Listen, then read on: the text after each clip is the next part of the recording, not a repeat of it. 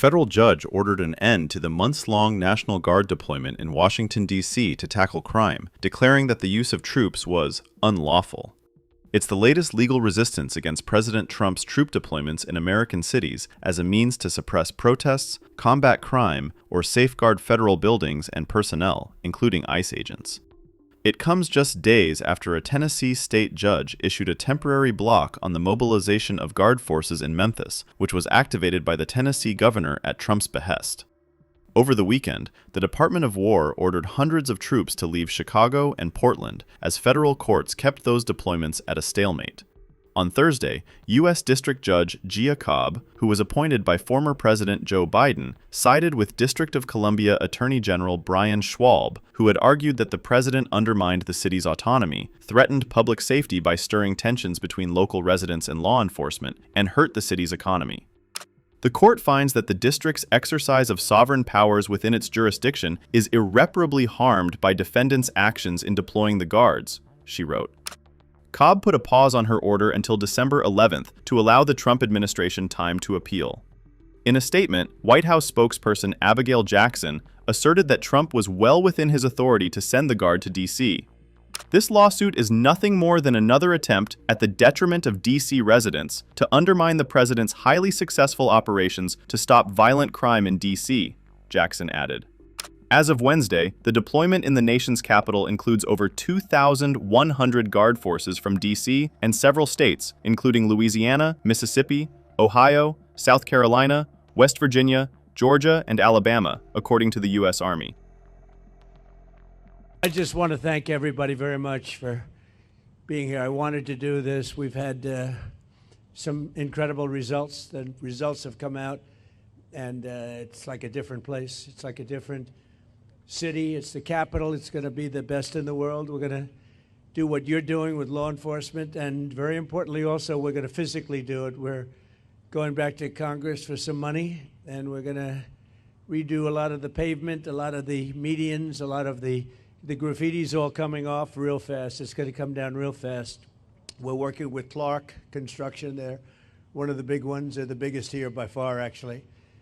And we're going to be not so much building, it's cleaning and fixing and redoing and putting brand new surfaces down on your roads and streets. And when people come in from the airport all the way to the Capitol or the White House or any place else they go, and they're going to say, boy, this place is spotless.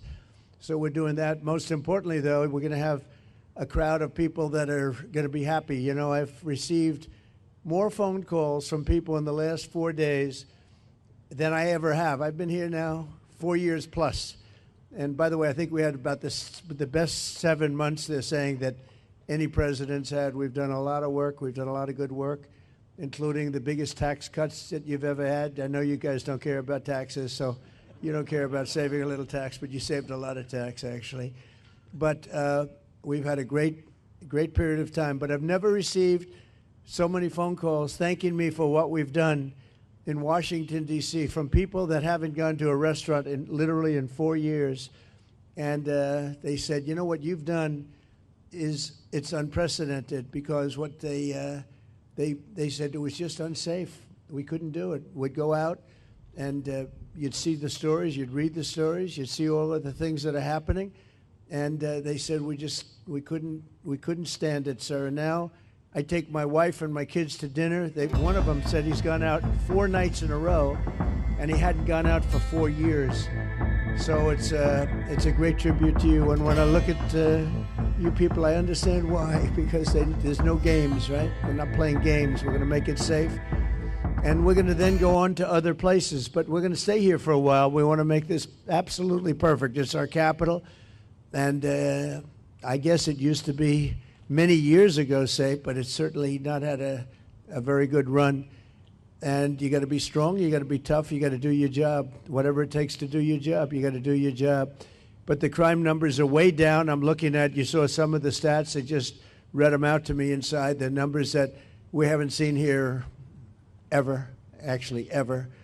And I think it's probably, right now, to me, I feel very safe now, and I'm hearing people are very safe, but I know within 2 weeks it's going to be, Pam, it's going to be at a level that's even far superior.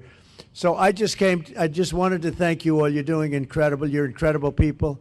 You make the country run, frankly. You make the whole place run. We're going to have the best Capitol ever. We're going to have it's going to look better than it ever did. Even at the White House, I'm building a ballroom. They've been after a ballroom for 150 years, but they never had a real estate guy as a president. You know, I've done a lot of ballrooms, and we're going to make this one the best of them all. But we're doing a real job. As far as the country's concerned, we're respected again. We had a country that was laughed at a year ago. They thought they couldn't understand what was happening, and it's about leadership. But we had a country that was a dead country in many ways. I went to Saudi Arabia. I went to Qatar. I went to UAE. We came back with $5.1 trillion of investment in this country, and we're over $17 trillion. Now, a lot of you don't know what that means, and nobody knows what it means because it's never happened before. In 5 months, because really it's a 5-month, even though we're here 7, but we started 5 months ago in terms of investment, and we have, because they see what's happened to our country, we're going to be over 17 trillion with a T, dollars of investment. There's never been anything close. If we did 1 trillion in a year, and we're talking about over a 5-month period, maybe 6 months if you look at it, but over $17 trillion. We're building plants, auto plants, AI plants, all sorts of plants all over the country. I'm giving them the right. Lee Zeldin's done a fantastic job. We're giving them the right to build electric plants. They become almost like a public utility because we have old grids. We have a lot of stuff that's old. We wouldn't be able to compete with China AI. And now we're totally leading the AI race and the artificial intelligence. It's a big deal. And it's the hottest thing there is for probably in 35, 40 years. It's a lot of people don't know what it is. Just trust me, it's very hot. It's big.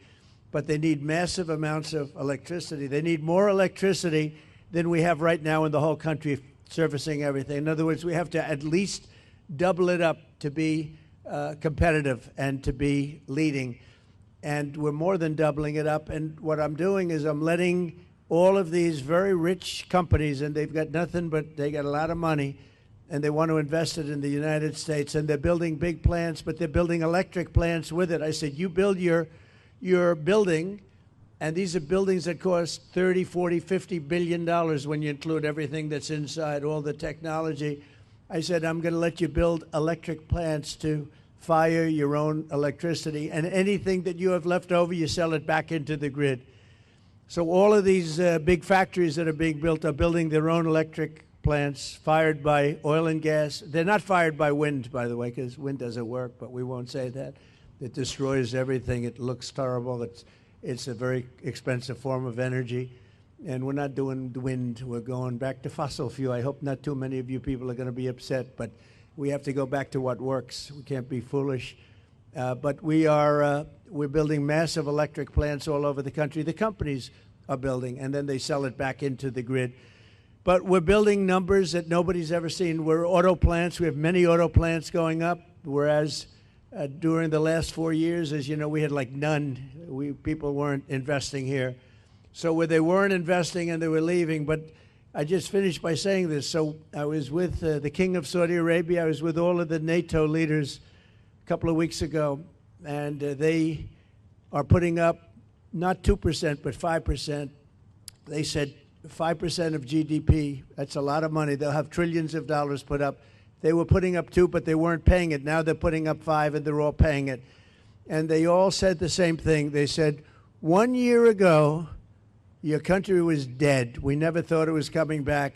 And now you have the hottest country anywhere in the world. These are the leaders of other countries, the prime ministers and the presidents, every one of them said essentially the same thing, said we had a dead country, and we were. We felt that way. And we were.